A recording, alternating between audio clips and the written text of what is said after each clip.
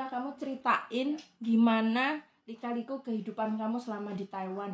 Ceritain ke teman-teman kamu. Itu mumpung pada ngumpul.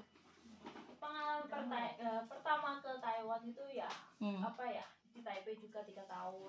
Alhamdulillah dapat majikan tuh Yang keras nggak apa-apa. keluarga besar ya. Terus satu keluar rumah tuh ada 20 orang lebih. Ya, alhamdulillah mereka semua tuh baik. Terus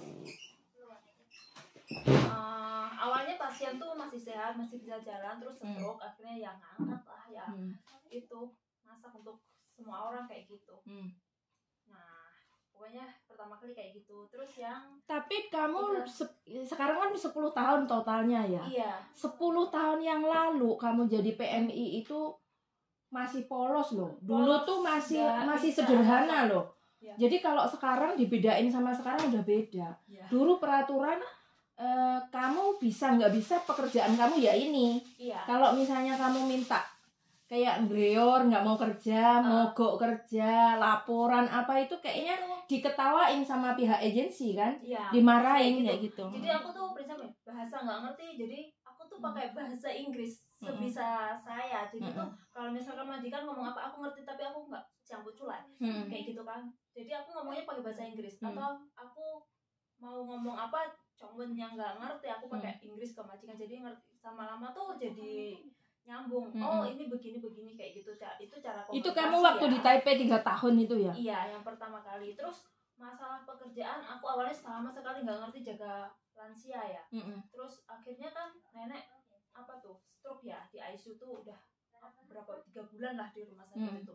Jadi majikan tuh nggak nyuruh aku di sana jaga kayak gitu.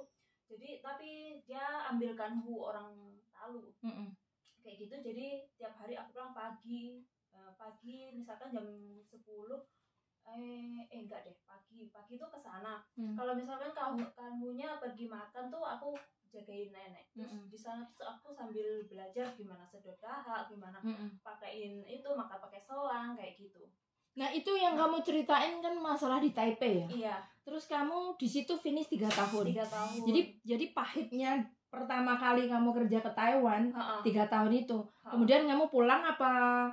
Pulang terus proses lagi ke sini dapat job di Changhua. Iya. Oh. Nah di Changhua itu keluarga besar juga kan? Iya. Saya dengar gaji kamu gede loh. Sampai sekarang itu gede. Jadi gaji gede, resikonya juga gede. Iya. Tapi sebenarnya Mbak ini juga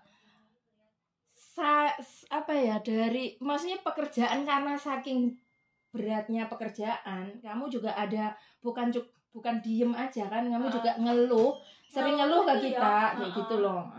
Tapi tuh di samping memang ngeluhnya saya itu pekerjaan saya tuh tetap jalan, tetap beres lah, iya, tanggung jawab gitu. Lah iya, kayak gitu. Gitu. Terus dari gini kan namanya kerja ada sisi positif dan negatifnya. Dari segi gaji, menurut kamu tuh gimana? Gaji gede, resiko gede, ya kan? Ya. Tapi majikan kamu memperlakukan kamu tuh gimana? Majikan tuh alhamdulillah baik, memperlakukan saya seperti keluarga sendiri. Bahkan sampai pulang ini pun dia masih berharap suatu saat bisa kembali ke Taiwan, bisa balik lagi, masih diterima lagi. Iya. Nah, dari segi nggak enaknya pekerjaan kamu dengan gaji gede itu apa? Yang kamu merasa keberatannya di mana? Saya harus merelakan kebebasan saya. Ya, seperti itu. Jadi kebebasan diantaranya seperti apa, boleh diceritain? Saya tidak bisa seperti anaknya. Sebenarnya sih boleh bisa, cuman karena saya digaji segini, otomatis saya punya baliknya lah, ya kan. Nggak mungkin kamu gitu. Mau enak-enak kayak gitu. Jadi kebebasan untuk keluar atau libur, ya toh. Terus misalkan anak-anak bersama-sama teman itu kamu nggak ada. Nah, jadi kamu merasa tekanan batin nggak selama kamu kerja segitu lamanya dengan gaji yang gede itu ada merasa tekanan batin nggak? Pertama kali itu nama adaptasi baru beberapa bulan tuh ya tekanan batin, soalnya nenek juga nggak pernah keluar, nggak pernah ini kayak gitu. Tapi lama-lama tuh udah biasa, terus udah akrab sama mereka ya kayak udah di rumah sendiri kayak gitu. Iya. Jadi udah nggak ada ini, nggak ada beban kayak gitu. Terus itu kan berjalan nggak cuman setahun 2 tahun ya. Iya. Hampir 5 tahun loh ya di Changhua dengan menjalani aktivitas atau kesibukan seperti itu dan rasa yang seperti itu kamu rasakan ya toh. Itu benar-benar berat sekali ya. Tapi kamu bisa menjalani itu dengan gimana kok kamu bisa menerima pekerjaan seperti ini, ujian seperti ini, kamu dengan cara apa? Pertama tuh majikan tuh baik, memperlakukan saya seperti keluarga sendiri. Jadi saya tuh di sana tuh merasa apa ya, seperti orang sendiri, seperti keluarga sendiri. Jadi saya tuh kerja tuh nggak ada beban apa ya, namanya capek sih pasti capek, tapi rasa apa sih dongkol atau apa tuh apa, kayak nggak ada beban. Saya tuh kerja tuh bukan. Jadi saya melakukan pekerjaan itu kayak saya melakukan untuk keluarga saya sendiri. Tapi kamu bisa menghandle sendiri apa yang hari ini, misalnya hari ini aku ngerjain apa, hari ini bagaimana. Jadi kamu selain menjaga pasien, kamu kan juga ada pekerjaan rumah tangga. Iya. Nah, kayak gitu. Jadi aku tuh kalau masalah pekerjaan, kamu handle sendiri lah. Udah bikin apa ya, kayak schedule kayak gitu. Jam segini aku begini. Jadi rutinitas selama 1 minggu itu ya seperti itu, berulang-ulang terus kayak gitu. Ya, seperti itulah. Jadi cara aku menghandle pekerjaan yang banyak tuh kayak bisa bertahan sampai 5 tahun itu waktu nggak gampang loh saya. Walaupun kamu kadang-kadang juga mengeluh ya. Kamu mengeluh itu dari sisi apanya? Majikan tidak kadang-kadang mood kamu nggak bagus karena terganggu dari keluarga kamu yang dari Indonesia atau mungkin mood kamu yang dari Taiwan sini gitu loh. Kamu kok kadang ada ngeluh ke kita ya, ke Lose, ke Mem kayak gitu. Jadi itu ada gangguan dari maksudnya keluarga, terpengaruhi dari keluarga kamu pribadi apa memang dari majikan sini gitu. Kalau kamu pas ngeluh gitu loh. Pas ngeluh itu kalau yang ini sih karena memang begini, dari awalnya keluarga itu sudah pesan, aku cuma dikasih waktu 9 tahun sebenarnya kayak gitu, karena anakku kan dari keluarga kamu cuma dikasih kesempatan 9 tahun karena anakku tahun ini kan masuk SMP, jadi SMP itu harus butuh sendiri kayak gitu, pengawasan dari orang tua, terutama seorang ibu ya. Kayak gitu. Jadi tuh waktu ini tugas kamu merantau selesai, jadi kamu harus pulang kembali ke keluarga kayak gitu. Bagus lah. Jadi kadang-kadang kalau kamu lagi nggak mood, lagi ada masalah terus mengadu ke kita itu karena ya banyak beban yang di sini dan keluarga kamu.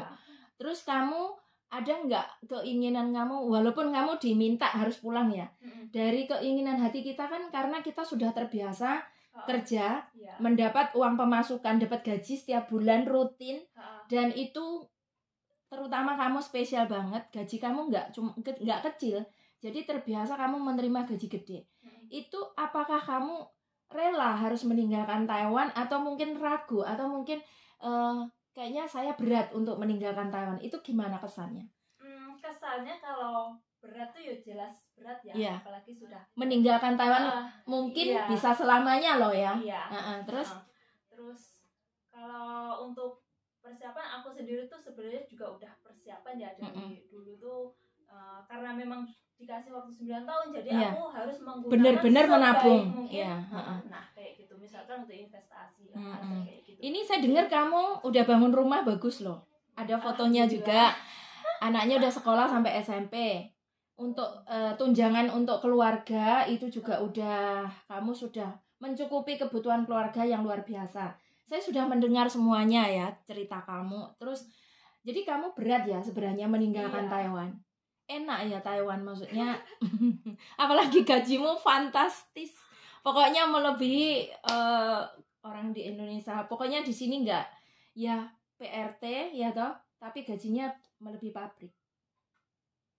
Jadi kamu bahagia, seneng, terharu ya? Iya. Bersyukur banget. Bersyukur banget. Ya memang, tapi dibalik kemewahan kamu di sini, dibaliknya kamu mendapatkan majikan seperti itu, ada sisi nggak baiknya, maksudnya sisi yang gimana ya? Kamu merasa beratnya itu tadi, tanggung jawabnya besar. Tapi di sisi lain keluarga kamu juga berharap kamu pulang. Jadi ya nggak apa-apa ya. Ini semua sudah suratan takdir, ibaratnya diatur sama Allah. Jadi nanti kalau kamu pulang rezeki tetap ada, ya toh kan. Nanti kalau pulang suami tetap bertanggung jawab untuk istri sama anaknya. Nah ini selama kamu tinggal selama di Taiwan 10 tahun ini, hubungan kamu sama suami menjalani LDR selama 10 tahun itu gimana rasanya? Masih tetap setia enggak? Kalau setia tuh tetap, tapi kalau namanya apa sih ya? Masalah ada. Masalah itu pasti ada. Enggak cuman kamu aja loh ya. Iya. Jadi banyak sekali. Tapi ya saya senang, bersyukur sekali ya. Ibaratnya salut, bangga, terharu karena kamu seperti ini loh ya. Bisa sukses, bisa berhasil seperti ini. Benar-benar saya terharu. Salut ya, walaupun pokoknya banyak rintangan yang kamu hadapi. Jadi mau lo boleh tanya enggak? Kasih bocoran sedikit aja. Selama kamu kerja di sini itu karena kamu masih ada di Changhua 5 tahun terus kemudian pindah di Taipei, apa itu kan masih lingkup keluarga majikan ya. Gaji kamu dari di Changhua sampai di Taipei ini itu mencapai berapa ribu? 40.000. 40.000 kali 500 berarti sekitar 20 juta ya. Hebat. Kalian ada mbak-mbak yang lain pada dengerin, fokus dengerin. Ada yang nyelinep deh bawah lemari sepatu saya. Ya, jadi kita terharu sekali. Gaji 20 juta uang Indonesia. Itu kita kruskan normalnya 500. Hah? Bisa lebih 20 juta loh ya. Jadi bagaimana dia sampai badannya kurus. Kebetulan postur tubuhnya juga kecil banget. Masih mampu ya toh. Tapi ya itu tadi. Yang kamu bisa menjalani seperti ini ya. Orang lain belum tentu. Mungkin kalau saya bisa disamakan dengan kamu karena tugas saya juga berat ya.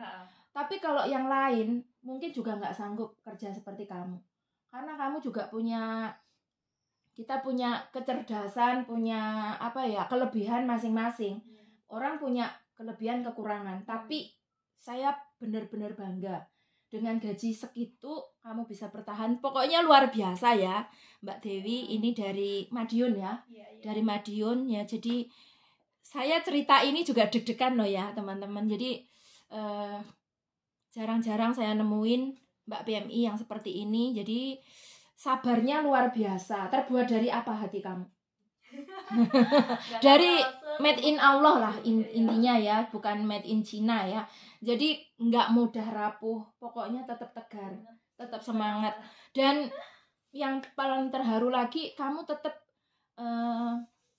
pulang buat keluarga kamu, ya toh. Perginya baik-baik, pulangnya juga baik-baik. Nah ini ada lagi satu yang mau tanyakan. Sekian lama kamu mengabdi ke rumah majikan, ke majikan ini dapat terakhir ini ya dapat hadiah. Ada hadiah dari majikan nggak? Ada berupa uang atau emas atau apa? Ada emas, ada uang juga. Uangnya hongpao berapa? Masih ini sih. Soalnya kan nggak bisa semua dikirim. Ada agak privasi ya. Iya. Tapi saya rasa itu lebih banyak daripada gaji kamu. Terus kalau emas juga satu set gitu? Ada kalung sama gelang. Itu yang dari Changhua atau yang dari Taipei sini? Yang dari Taipei. Yang dari Changhua Taipei. ada juga cincin. Tapi bener loh ya, selama Mbak ini kerja memang pelampiasannya selalu ke saya. Kita ada mem satunya lagi ya, kita punya penerjemah 2. Jadi sama-sama ya, kamu mengadu ke saya juga mengadu ke mem satunya. Jadi saya sama mem itu tempat pelampiasannya anak-anak. Ora popo, kalian bahagia, kalian sukses, itu sesuatu yang luar biasa. Saya dianggap untuk pelampiasannya kesedihan kalian, capeknya kalian tuh nggak apa-apa. Itu mungkin ladang ibadah buat saya juga ya. Berharap kayak gitu, tapi saya minta doanya aja saya sehat selalu ya toh. Tetap menjaga kalian, tetap membantu prosesnya kalian kayak gitu supaya kalian juga sukses semuanya ya. Ini saya berharap ada nular ke teman-temannya juga ya. Ya, doanya apa? Itu supaya seperti kamu ini loh, kamu ada mungkin pasti adalah doa mungkin khusus yang biar kamu bisa sukses itu ada nggak? Ada lah. Kayak buat teman-teman kayak gitu ya. Semoga kalian tuh apa ya sukses. Motivasi loh ya, ini penting sekali. Intinya tuh ingat tujuan awal kita tuh kesini tuh apa. Terus kalau kita misalkan nemuin suatu hal kesulitan tuh, Allah tuh nggak akan ngasih kita cobaan tuh di luar melebihi kemampuan kita. Oke, jadi kita tetap bersabar. Terus ingat tujuan kita, ya toh. Jadi kalau misalnya kita yang neko-neko apa itu ya, tolong direm, punya rem cakram. Terus kita sebenarnya kayak shopping, kayak apa itu ya hiburan ya. Yang penting nggak terlalu over. Gaji kita mumpung segitu, mumpung banyak ya, harus dimanfaatkan, diinvestasi. Bagaimanapun kita nabung sebanyak-banyaknya. Kita kan nggak tahu masa tua nanti kita gimana. Kalau udah di Indonesia begitu sulitnya, ya toh. Kalian yang ada di Taiwan tuh bersyukur sekali loh ya, dikasih kesempatan daripada orang yang masih di Indonesia mau menjadi calon PMI juga. Betapa sulitnya. Udah proses 2 tahun, setahun itu belum berangkat. Ya toh. Dan kadang udah ada niat mau berangkat, unfit, gagal. Kadang masih proses, kadang sama keluarga juga nggak boleh apa, sama anak nggak boleh. Jadi orang yang PMI yang udah di Taiwan ini pokoknya harus disyukuri, ya harus banyak bersyukurnya daripada orang-orang yang masih di Indonesia. Intinya gitulah kita. Jadi kita bisa melihat punya gambaran, ya toh, punya masa depan tuh, cita-cita kamu tuh loh ya. Setelah di sini ya, itu bisa terwujud kayak gitu. Oke, terima kasih ya Dewi, motivasinya, cerita-ceritanya ke teman-teman mungkin bermanfaat juga. Tapi orang lain mungkin yang komen nanti ya, kamu harus siap juga orang yang mengkomen, mengkritik kita. Nggak usah jauh-jauh siapa yang melihat konten saya. Mungkin di antara kita teman-teman ini merasa gaji kamu 40.000. Tapi orang yang di sini sekelilingmu merasa gini, saya lebih baik gaji sedikit, tapi saya nyaman, tapi saya happy, tapi saya gini. Mungkin ada juga yang seperti itu. Tapi makanya yang bisa menjalani kamu ini ya kamu, kayak gitu. Orang lain belum tentu bisa seperti kamu. Tapi ya nggak apa-apa. Semua kan punya porsi masing-masing. Jadi ya seperti ini ya buat penyemangat aja kayak gitu. Oke teman-teman ya, ini tadi mbaknya mau pulang, udah menyiapkan koper, jadi sebentar lagi dijemput sama sopir. Ini barang bawaannya, jadi ini sekitar 2 koper ya, sekitar 25 aja. Tapi nggak boleh lebih, kalau lebih nanti kasihan mbaknya, nanti harus bayar denda, bayar kelebihannya itu mahal. Jadi kalau bisa barangnya dipakai dulu sebelum pulang, karena mbaknya nanti menjalani karantina di Jakarta selama 8 hari dan nanti terbangnya lewat Singapura. Jadi bermalam di Singapura. Oke? Selamat jalan sampai tujuan, bertemu sama keluarga, sukses selalu ya. Amin. Terima kasih. Terima kasih juga. Bye bye. Bye bye.